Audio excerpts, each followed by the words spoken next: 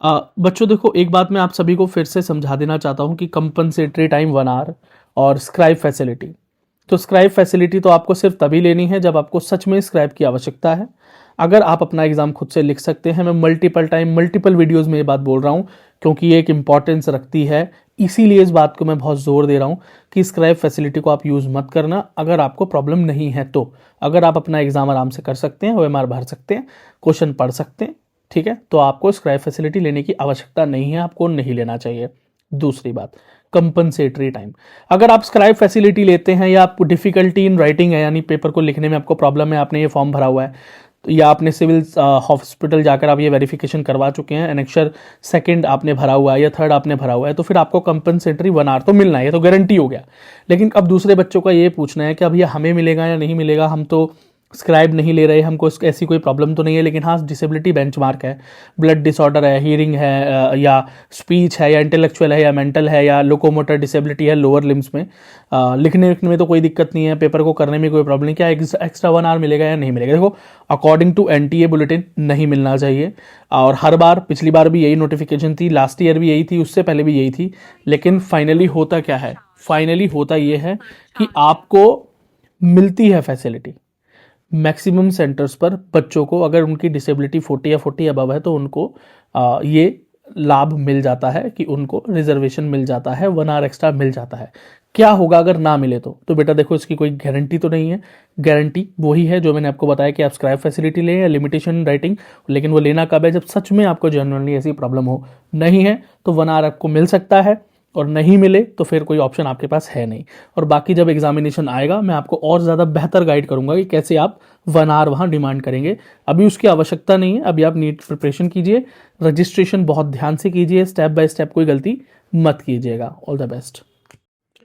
हम बात कर रहे हैं यहाँ पर अनेक्शर 5 की। ये है डिफ़िकल्टी इन राइटिंग, और ये आप सामने देख पा रहे हैं अनेक्शर 5।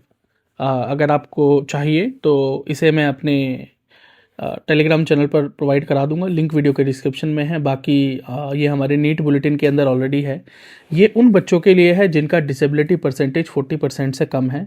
और जब आप नीट रजिस्ट्रेशन कर रहे थे तो वहाँ आपसे पूछा भी गया था कि आपका जो डिसेबिलिटी परसेंटेज है वो 40 या 40 अबव है, यानी PWBD है, या कम है, यानी कि आपका डिसेबिलिटी परसेंटेज जो है वो 40 से कम है, तो आप ये फॉर्म भर सकते हैं। अगर आपको आपका नीट एग्ज़ाम करने में, मतलब अगर आपको लग रहा है कि आप नीट एग्ज़ाम को खुद से नहीं कर सकते हैं, यानी OMR शीट को भरने में आपको डिफिकल्टी है बिकॉज ऑफ योर डिसेबिलिटी, अगर सेरेब्रल पैलिसी है, या अपर हैंड में प्रॉब्लम है, या ब्लाइंडनेस का केस है, जो कि 3 मेजर यहाँ पर डिसेबिलिटीज़ देखी जा रही हैं NTA द्वारा कि इन्हीं कंडीशंस के अंदर बच्चे को प्रॉब्लम हो सकती है, तो आपको ये फॉर्म भरकर ले जाना है। और ये कब भरना है? आपको ये फॉर्म आपको भरना है जब आपका एडमिट कार्ड आ जाएगा।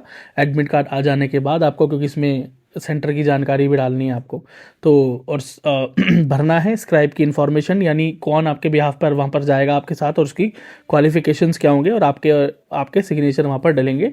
नीट के bulletin page number 117 117 page number से आप इसे डाउनलोड कर सकते हैं। All the best. On scribe letter of undertaking annexure 3, ये क्या है? ऑन स्क्राइब का क्या मतलब है? यानी जब, पहली बात कि आपको डिफिकल्टी है पेपर करने में, सबसे पहली बात याद रखें, पहली कंडीशन तो ये है कि आपको प्रॉब्लम होनी चाहिए। अब डिसेबिलिटी परसेंटेज 40 या 40 अबव है, ये तो उन्हीं को भरना है, मतलब PWBD होने चाहिए, वो person with benchmark disability, okay. लेकिन ये मत समझे कि सभी बेंचमार्क डिसेबिलिटी बच्चा जो है वो इस फॉर्म को भरेगा, नहीं। ये फॉर्म सिर्फ वही लोग भरेंगे जो अपने साथ किसी को लेकर जाना चाहते हैं, जो उनके बिहाफ पर OMR शीट को भरेगा, यानी स्क्राइब की फैसिलिटी लेंगे वो भी अपनी तरफ से। ये फॉर्म उनके लिए है, ठीक है।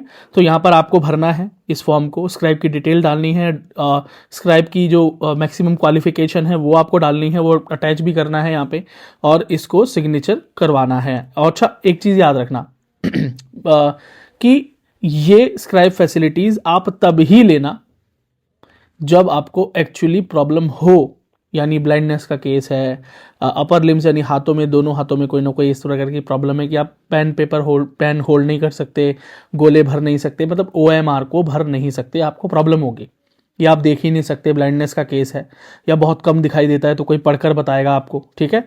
तो उस केस में आपको ये ऑन स्क्राइब वाला फॉर्म भरना है, नहीं तो नहीं भरना। आपको थैलेसीमिया है, सिकल सेल एनीमिया है, या लोकोमोटर डिसेबिलिटी इन लोअर लिम्स है, या हियरिंग डिसेबिलिटी है कुछ, या स्पीच डिसेबिलिटी है, या इंटेलेक्चुअल डिसेबिलिटी, कुछ भी ऐसी कोई डिसेबिलिटी है जो कि आपको नहीं रोक रही कि आप अपना नीट का एग्जाम आराम से अटेम्प्ट कर सके, तो आप नहीं लेना। तभी लेना जब सच में आपको जेन्युइनली कोई प्रॉब्लम एग्जिस्ट करती हो। All the best. अब हम एनेक्चर सेकंड की बात करें तो certificate regarding physical limitation in examination in examine to write. इसका ये मतलब है कि पेपर को लिखने में आपको प्रॉब्लम्स आ रही हैं, ठीक है। तो इससे क्या होगा, इससे ये होगा कि अगर आपको फिजिकल लिमिटेशंस हैं तो एक तो स्क्राइब फैसिलिटी आप ऑप्ट कर सकते हैं, यानी आपको आपके बिहाफ पर कोई आपके साथ जाएगा, या तो आपको एनटीए प्रोवाइड कराएगा, वो आपकी मर्जी है, या आप खुद भी किसी को लेकर जा सकते हैं। तो स्क्राइब फॉर्म भी आप भरेंगे। स्क्राइब फॉर्म जो है वो एनेक्चर थर्ड है, उसे आप डाउनलोड कर सकते हैं। बाकी मैंने उसके लिए अलग से वीडियो बना रखी है, नहीं तो सारे एनेक्चर हमारे टेलीग्राम ग्रुप पर मैंने पोस्ट कर दिए हैं, वहाँ से भी आप डाउनलोड कर सकते हैं। उसे आप फिल करके ले जाएंगे। और याद रखना, ये फिजिकल लिमिटेशंस आपको हैं, ये आप खुद वेरीफाई नहीं करेंगे, ये आपको डॉक्टर से वेरीफाई करा कर लाना है। यानी आप सिविल हॉस्पिटल जाएंगे, यानी गवर्नमेंट हॉस्पिटल जाएंगे आपके डिस्ट्रिक्ट में, या जहाँ से आपने अपना सर्टिफिकेट या यूडीआईडी कार्ड बनवाने के लिए जांच करवाई थी, वहाँ जाएंगे। वहाँ पर जो डॉक्टर होंगे वो ही इस बात की मोहर लगाएंगे, इस बात का मतलब आप फॉर्म में खुद देख सकते हैं नीचे कि वहाँ पर डॉक्टर ही फाइनल वर्डिक्ट देगा कि यस, ये जो बच्चा है इसको प्रॉब्लम है, जो भी इसकी डिसेबिलिटी है उस डिसेबिलिटी की वजह से इस बच्चे को लिखने में या पेपर को ठीक प्रकार से अटेम्प्ट करने में परेशानी है। तो इससे आपको 1 आवर एक्स्ट्रा तो मिल ही रहा है। स्क्राइब की फैसिलिटी अगर आप चाहें तो वो भी आपको प्रोवाइड करा दी जाएगी।